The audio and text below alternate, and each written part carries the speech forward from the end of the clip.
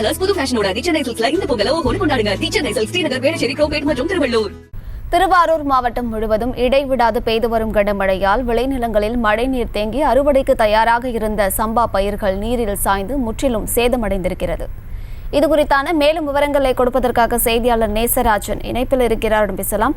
வணக்கம் நேசராஜன். தற்போது விளைநிலங்களில் மழைநீர் தேங்கியிருப்பதனால விவசாயிகள் பெருமளவு பாதிக்கப்பட்டிருக்காங்க. அவங்க தரப்புல என்ன சொல்றாங்க? விவரங்கள்.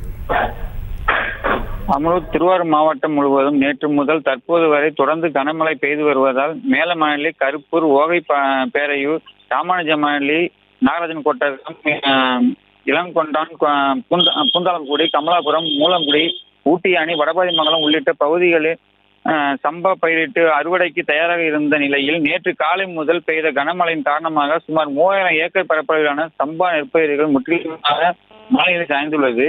மேலும் தாளடி நெற்பயிர்கள் கனமழையின் காரணமாக முற்றிலுமாக தண்ணீரில் மூழ்கியுள்ளது.